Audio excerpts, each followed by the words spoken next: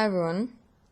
In this interview post, we are going to have a look at a point that opened up recently, and so therefore we will, in time to come, continue with investigating and understanding our relationship to consequence. So in this particular interview, we're going to have a look at an interesting statement, and that is, "In God we trust." Within this, how it is interesting that this particular statement is printed on money. And a point that human consciousness tend not to do is to look at the interconnected nature of things. In other words, how it is that your mind or your consciousness essentially perceive things. For example, on a conscious mind level, one might, for example, consider the words "in God we trust," with God having reference to God as in religion. And with it being printed on money, seeing money simply as a separate entity or manifestation that is in relation to the economy or money system. However, within your mind or your consciousness, what is existent in seeing that statement on money, "in God we trust," it is essentially equal to and one with saying, "in money we trust." So we're going to have a look at these words and how it in fact exists within our mind or our consciousness, where the statement actually read in the three primary relationships that we exist within, which is "in God/money/energy or mind we trust." So what does this mean? So let's first have a look at our relationship to money. Let's have a look at the statement in the context of "in money we trust." So what opened up is this interesting relationship we have toward money, where when human beings, for example, venture into this world system, this money system, there is an unconscious trust placed in relationship to money, where it is believed that money will provide for me the life that I need. Money will secure my future in this world. Money will lead me toward the profession or the job or the work that it is that I will be doing. Money will come to me. Money will ensure that I am safe, that I am protected within my life experience. Money will make my life for me. Money will provide my existence for me. There is, interestingly enough, within the statement "in money we trust," what holds one to that statement is hope. And if one have a look at one's relationship to money, how much, even especially, for example, for those who have contemplated starting businesses or who have started businesses from scratch or who had attempted to venture into the business world and become independent, how many human beings fail because there is so much trust placed in money, in that there is more of a hope that things will work out, that the money will come, that the money will move, than the human being actually realizing how much action, how much resourcing, how much mental and physical self-movement has to happen to get a business off the ground, to have things moving. And so this is one of the primary points where many human beings fail in starting up businesses, because there is hope placed in money. There is that statement, "in money we trust." there's like this prayer that goes out in relationship to money in the hopes that, you know, the business will get off the ground. It'll just work. It'll just start moving. So within this, one have to really investigate this relationship, because money, God, and energy or mind forms the most integral part of most of humanity's minds and selves and lives and living. And therefore, in your relationship to money, with where you are in your life now, I suggest you have to really have a look at, are you waiting for money? Are you, or have you placed your trust and within that your hope that money in itself will somehow come and enter your life and your world and your reality, and everything will just start working out? So even within this, you know, many human beings go into an absolute state of apathy and inaction, because on an unconscious mind level, you're waiting because you have placed your trust in money. And so you now exist in a hope in relationship to money to come to you, for things to happen, for things to move. When in the state of how this world system, this money system is today, nothing will come of your life unless you move, you direct, you put yourself out there, you do the mental and physical labor to assist and support and ensure that money moves, that you have an income. And this is also one of the primary things that we're essentially programmed into already within and during childhood, because, you know, during childhood, money just moves. You know, we have no idea as children the extent to which money in fact exists within this greater world system, this money system. And so money is just almost always, for most of us, just naturally a part of your world. While growing up, you just magically see money move here, money move there. You ask for money, you get money, or you don't get money. But there's this almost this flow of money that moves. And in that, when one get into the outside world, the world system, the money system, there you're independent.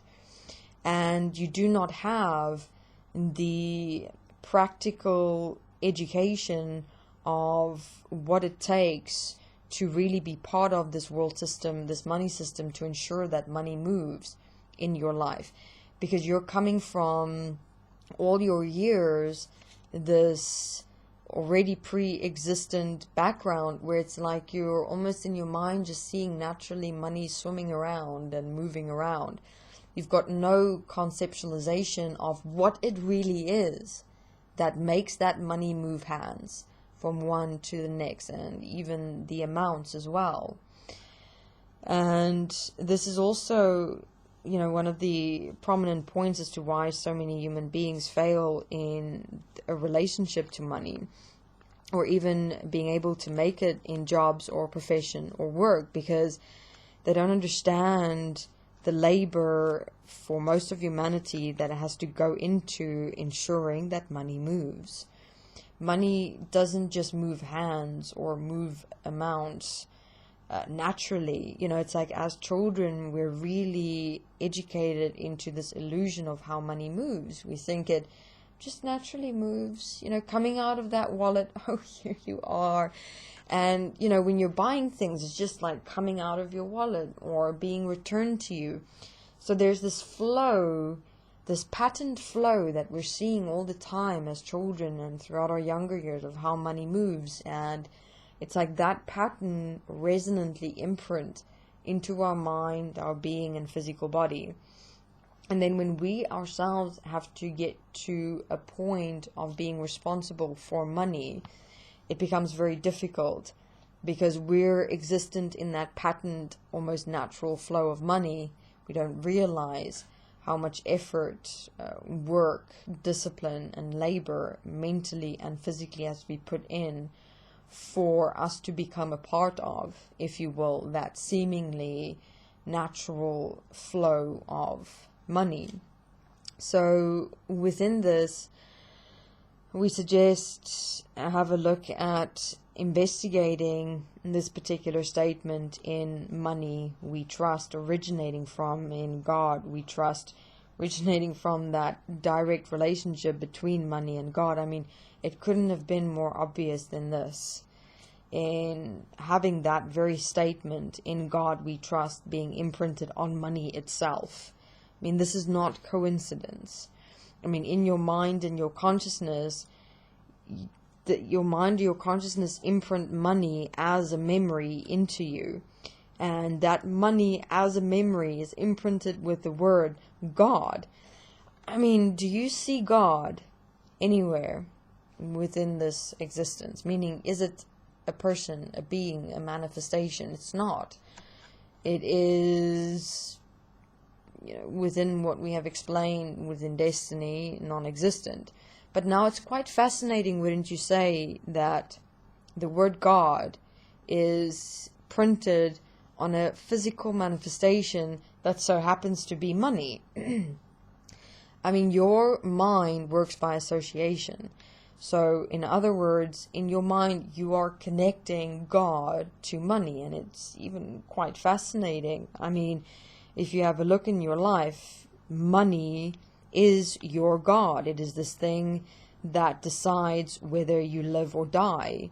It is the thing that decides who you are, how and what you live. It is the very hand of God, if you will, that makes or breaks you, your life, your living. It has that power. I would say, in a way, money is the representation of God, if you will, in the power that it has within humans' minds and lives. So, I mean, within this as well, it's quite fascinating that the statement, in God we trust, is being printed on money. And, if one have a look at the documentary that I would really suggest watching, The Power Principle, which is essentially the history of how this world system, this money system, came to exist in the way it does, in the deliberate force that was utilized on populations and countries to assume control over and of them, in this whole agenda of establishing a one world order, or new world order. And within this, what has been done, what humanity, what human civilization has done in the name of money, it is very bizarre that in God we trust would be printed on money itself. I mean, if I were God, I would really be pissed off, that my name is printed on the very thing that, isn't it also referred to as money is the root of all evil? So there you have God's name printed on the root of all evil, which is money. Well, that's, the relationship that exists within human consciousness. Yet money is the very thing that humans need to live, that human needs to survive, that humans have defined their mind, their life, and their living towards. So there's some multiple dimensions going on here that are just not making sense, in terms of money being the root of all evil, God's name being imprinted on that root of all evil, and God's name being imprinted on the very manifestation, one of the only manifestations in which God in its religious form is represented, and now you're in your consciousness associating money to God and not anywhere else. And obviously you've got the churches and the Bibles and stuff like that, but that's more your mandatory religious service. I'm speaking about in everywhere else within this world and reality, Now you've got money with God's name on it. And then within that as well, what has been done in the name of money and having God's name on it, it's like kind of blasphemous, isn't it? So as I've said, I mean, if I were God, I would really question this within human beings. My name on money. And I mean, there's also, even that story in the Bible where Jesus got pissed off about the people with money that were sitting on the steps, and he was chasing them away and stuff like that, and that was his relationship to the context of money even back then. So within this, I mean, we're going to, within and from this interview, then open up the dimensions within this: money, God, and energy or mind, because these three entities exist interconnectedly. Money is God, as God is mind is God, as God has become money. So the Trinity, essentially, of what it is that is holding us within our relationship to inaction. Inaction meaning we're placing trust in God. We trust. We're placing trust in a God, to save humanity. We're placing trust in money to save our lives. We're placing our trust in the mind to, save ourselves. We've all created these relationships of separation to money, to God, to mind, in a trust, in a hope for things to work out, for things to change, for things to happen, for things to come, for things to just move, when all the while we're imprisoning ourselves in our own minds and our own consciousness, because we're not moving, we're not changing, we're not directing, we're not putting in the mental and physical effort, labor, and discipline to get our lives, to get ourselves going and moving and functioning and coming about. And if you really have a look at the process that we're walking in Desteni, in the 7-year journey to life processes, that's real effort, labor, discipline, process that we're putting in to actually getting ourselves moving, getting ourselves directed, changing ourselves. This is going to be a fascinating process to open up, in how much you'll see this one statement: in God we trust. We have connected to multiple things in our world, in our reality, and essentially getting to the one critical point, and that is that we have never been the directive principle of our minds, ourselves, and our lives. And that's why we've just kind of abdicated all the responsibility to money, to God, or to the mind itself. Alright, so stay tuned. Some more interesting dimensions, but primarily within this interview, so long to take with you is that statement: in money we trust.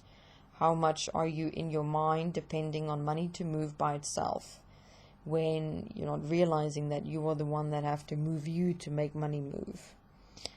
Alright, thanks.